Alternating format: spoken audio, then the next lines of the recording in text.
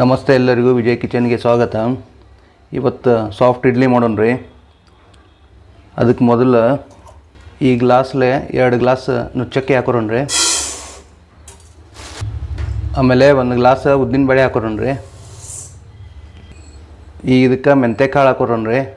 ಈಗ ಇದನ್ನ ಚಲೋ ತಂಗೆ ತೊಳ್ಕೊಂಡು ನೀರು ಹಾಕಿಟ್ಬಿಡೋಣ ರೀ ಇದ್ರೊಳಗೆ. ಈಗ ಇದನ್ನ ಸ್ವಚ್ಛ ತೊಳ್ಕೊಂಡೇನು ರೀ, ಇದ್ರ ನೀರು ಹಾಕೋಣ ರೀ.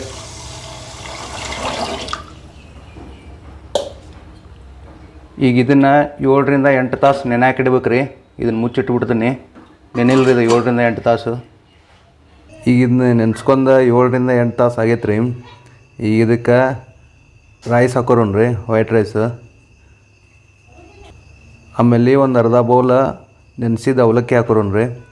ಈಗ ಇದನ್ನು ಮಿಕ್ಸಿ ಮಾಡ್ಕೊರೋಣ ರೀ.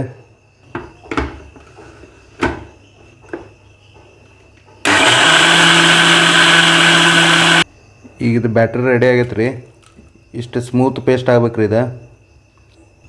ಈಗ ಇದನ್ನು ಚೆನ್ನಾಗಿ ಮಿಕ್ಸ್ ಮಾಡ್ಕೋಬೇಕು ರೀ. ಮಿಕ್ಸ್ ಮಾಡ್ಕೊಂಡು ಇದ್ರ ಮ್ಯಾಗ ಮುಚ್ಚಿಡೋಣ ರೀ. ಬೆಳಗಿನ ತನಕ ಇದು ಮುಚ್ಚಿಬಿಡೋಣ ರೀ ಇದ್ರ ಮ್ಯಾಗ. ಬೆಳಿಗ್ಗೆ ನಮ್ಮ ಬ್ಯಾಟ್ರಿ ರೆಡಿ ಆಗ್ತೈತಿ.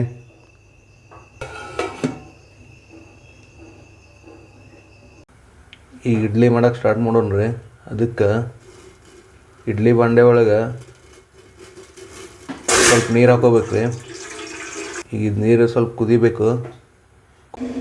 ಈಗ ಇಡ್ಲಿ ಬ್ಯಾಟ್ರಿ ಒಳಗೆ ರುಚಿಗೆ ಎಷ್ಟು ಬೇಕಷ್ಟು ಉಪ್ಪು ಹಾಕೋಣ್ರಿ.